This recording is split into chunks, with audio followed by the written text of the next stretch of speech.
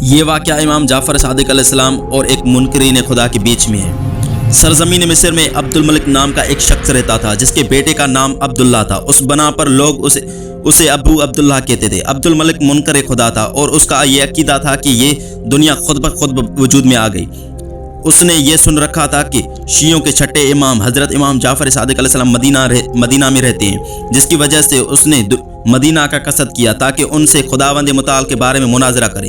جب یہ شخص مدینہ پہنچ کر امام کا پتہ معلوم کرنے لگا تو اسے لوگوں نے بتایا کہ وہ حج کی ادائیگی کے لیے مکہ تشریف لے گئے ہیں۔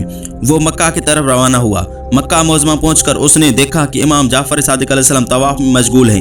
عبد الملک طواف کرنے والوں کی صف میں داخل ہوا اور عناد کی وجہ سے اس نے امام جعفر صادق علیہ السلام کو دھکا دیا، لیکن امام علیہ السلام نے بڑی محبت سے فرمایا، تمہارا نام کیا ہے؟ اس نے کہا عبد الملک۔ امام علیہ السلام، تمہاری کنیت کیا ہے؟ عبد الملک نے کہا ابو عبداللہ۔ امام علیہ السلام نے فرمایا، وہ مالک کے جس کے تم بندہ ہو، جیسا کہ تمہارے نام سے ظاہر ہوتا ہے، وہ زمین کا حاکم ہے یا آسمان کا؟ جب تمہاری کنیت کے مطابق تمہارا بیٹا بندہ خدا ہے، ذرا بتاؤ وہ زمین کے خدا کا بندہ ہے یا آسمان کے؟ تم جو بھی جواب دو گے شکست کھاؤ گے۔ عبد الملک لاجواب ہو گیا۔ ہشام برمکی امام کے شاگرد وہاں موجود تھے۔ انہوں نے عبد الملک سے کہا، کیوں نہیں امام کا جواب دیتے؟ عبد الملک کو ہشام کی بات بہت بری لگی اور اس کا چہرہ بگڑ گیا۔ امام جعفر صادق علیہ السلام نے بڑی نرمی سے عبد الملک سے کہا، طواف ختم ہونے تک صبر کرو اور طواف کے بعد تم میرے پاس آؤ تاکہ دونوں مل کر کچھ گفتگو کریں۔ امام جعفر صادق علیہ السلام طواف سے فارغ ہوئے تو وہ ان کے پاس آ کر برابر میں بیٹھ گیا۔ اس وقت امام کے چند شاگرد بھی وہاں تشریف رکھتے تھے۔ اس وقت امام اس کے درمیان اس طرح مناظرہ شروع ہوا۔ امام علیہ السلام نے کہا، کیا تمہیں معلوم ہے کہ یہ زمین طے و بالا ہوتی ہے اور ظاہر و باطن رکھتی ہے؟ تو منکر خدا نے کہا، ہاں۔ امام علیہ السلام نے فرمایا، آیا زمین کے نیچے گئے ہو؟ منکر خدا نے کہا، نہیں۔ امام علیہ السلام، بس تمہیں کیا معلوم کہ زمین کے نیچے کیا ہے؟ تو منکر خدا نے کہا، زمین کے نیچے کے بارے میں تو میں کچھ نہیں جانتا، لیکن یہ گمان کرتا ہوں کہ زمین کے نیچے کسی چیز کا وجود نہیں۔ امام علیہ السلام، گمان اور شک ایک طرح لاچاری ہے جہاں تم یقین پیدا نہیں کر سکتے۔ کیا تم آسمان کے اوپر گئے ہو؟ تو منکر خدا نے کہا، نہیں۔ تو امام علیہ السلام نے فرمایا، کیا تمہیں کچھ معلوم ہے کہ آسمان میں کیا ہے اور وہاں کون کون سی چیزیں پائی جاتی ہیں؟ تو منکر خدا نے کہا، نہیں، مجھے معلوم نہیں۔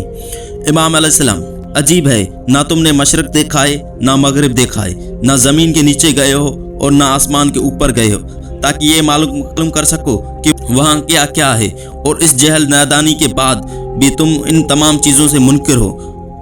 تم اوپر اور نیچے کے موجودہ اشیاء اور اس کے نظم و ترتیب جو خداوند متعال کے وجود کی حکایت کرتی ہیں اس سے بالکل ناآشنا ہو، پھر کیوں منکر خدا ہو؟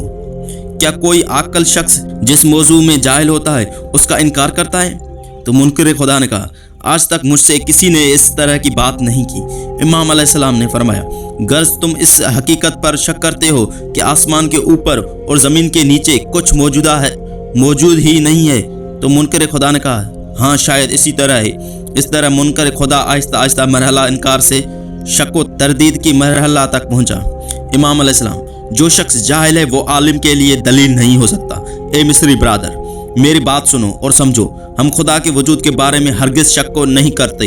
کیا تم سورج اور چاند اور دن اور رات کو نہیں دیکھتے کہ وہ صفا افق پر آشکار ہوتے ہیں اور وہ مجبوراً اپنے معین راستے پر گردش کر کے واپس پلٹتے ہیں، اور وہ اپنے معین میسر میں مجبور و ناچار ہیں؟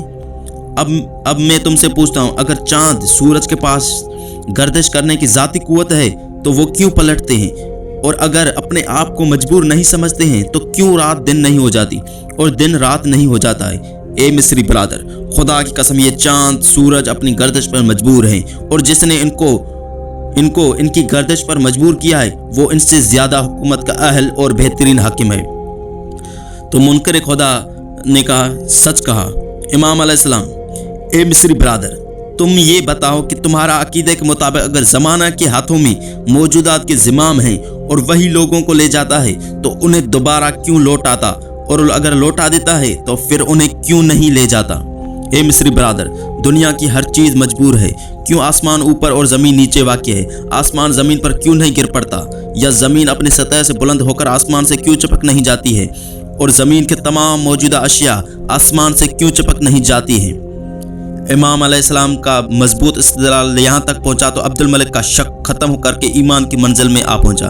وہ امام علیہ السلام کی خدمت میں ایمان لے آیا اور اس نے وحدہ لا شریک کی گواہی دی، اور اس نے اسلام کی حقانیت کی گواہی دیتے ہوئے بڑے ہی پرجوش انداز میں کہا، وہ خدا ہے جو زمین و آسمان کا حاکم ہے اور جس نے انہیں روک رکھا ہے